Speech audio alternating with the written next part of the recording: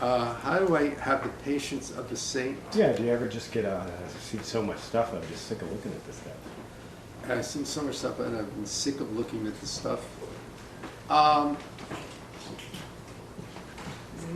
Occasionally that will creep in, but I refocus and I get very interested in like why this is not working. But I'm not concerned with being patient. I just get interested in like why is this not working?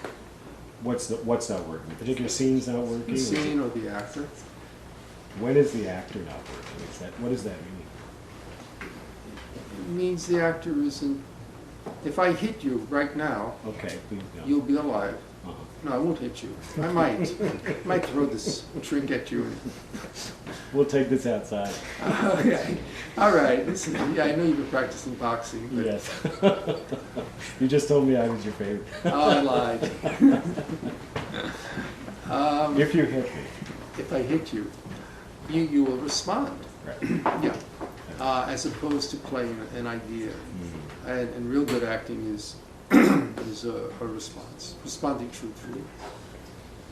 But you've said, I think you said, I seem to recall you saying there's a difference between reacting and responding. Yes. What does that mean?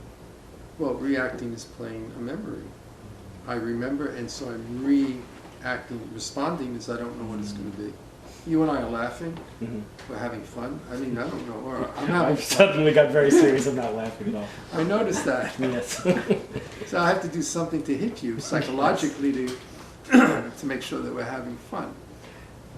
It seems like a responsibility is there. Like you're talking about the responsibility of art. It's a noble pursuit. How are you supposed to, have fun and laugh when you're in the midst of something very serious? It is. Art is a noble pursuit, and you have to offer something back to the society in which you live.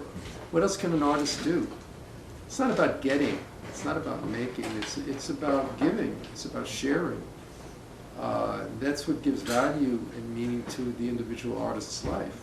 The people in society who are interested in making money and getting houses and swimming pools and cars, they are living, with all due respect, on a certain level.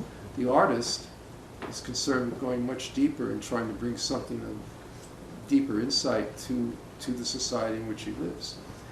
I cannot take myself so seriously.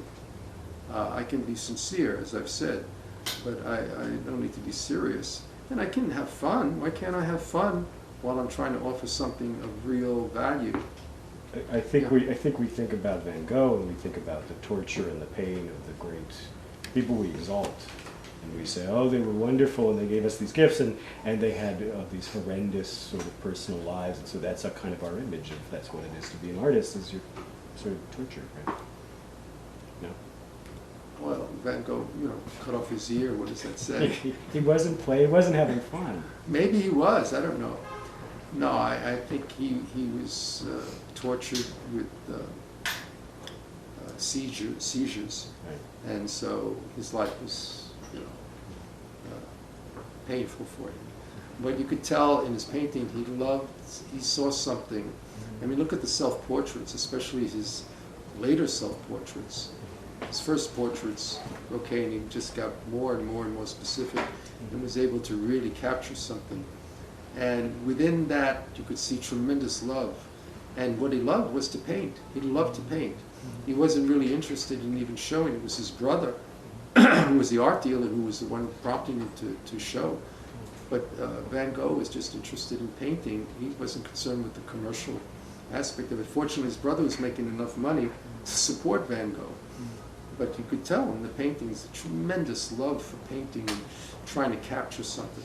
Is there something about how you're supposed to live as a person if you're an actor outside of the work that is going to bring joy, is going to put you in the right place, so that you're creating, you're doing art, but you're also, I guess, you're living properly, you're living joyfully? Is there something you should do in your life?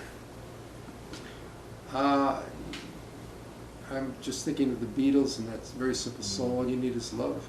I know it's a cliche, but love means caring, it means a generosity, it means a giving, it means a recognition of what's beautiful. And if you recognize something beautiful, you're beautiful. People who just see the ugliness, they are the ugliness that they see. And all art is to celebrate existence, celebrate consciousness. I mean, we're given this incredible gift. We are cognizant of the fact that we're conscious. I mean, the universe, it's taken billions of years, but we've evolved into this incredible, intelligent. What is consciousness? I was hoping that was going to be my next question. All right. So what is it? What is consciousness? Yes. In a sentence or less.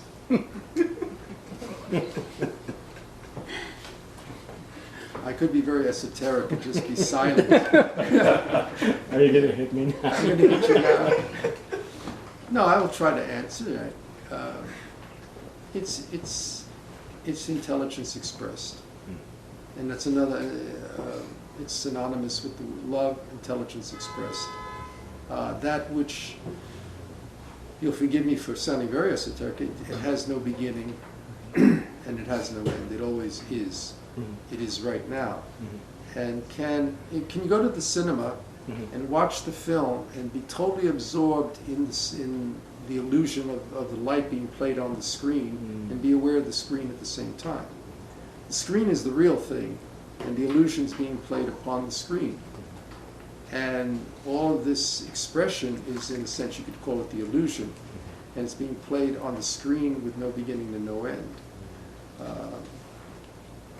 As you and I speak, you're focused on this object, but there's another object which is more ethereal. It's the space between us, and the space that you could say is an object itself, joining the two of us. But we don't think about the space. We're most of the time focused on the object. Consciousness is that which always has been, and that which always has been is incredibly intelligent, beyond your comprehension. And that intelligence is pure, pure, pure love. I hate to be obtuse, but I'm going to be obtuse. No, be obtuse. Because I'll throw the the response is going to be, well, okay, but what evidence do you have of that? Because, today we want proof. Do you have proof that consciousness is intelligence expressed? Do you have proof that all you need is love? Do you have proof that there's the space between us, all of these things that you've asserted? No, there can be no proof. You can't prove something like that. That's the beauty of it. You can't prove it. The minute you try to prove it, you've limited it. And the consciousness is beyond the limitation. The minute you attempt to limit it, it's not, no. It doesn't mean it's not a fact. Look, you and I are talking now. There are microwaves in the air. There are all kinds of frequencies. You turn on your cell phone, right. How does that work? I'm not aware of it. If this was 200 or 300 years ago, I'm not even aware of being bombarded with neutrons and electrons and what have you. That stuff exists, but I'm not aware of it. Right, but somebody will say, oh, okay, well, I can follow the trail of evidence. I can get documentation as to what is a cell phone, how does it work. But where's your documentation as to, consciousness and intelligence expressed? But if you didn't have the instrumentation, you wouldn't be able to document it. Go back 500 years ago, neutrinos exist. They're bombarding us continuously. So we're going to get better instrumentation. Yeah, and as you get better instrumentation, you'll make more and more discoveries of things that exist that right now we're not aware of.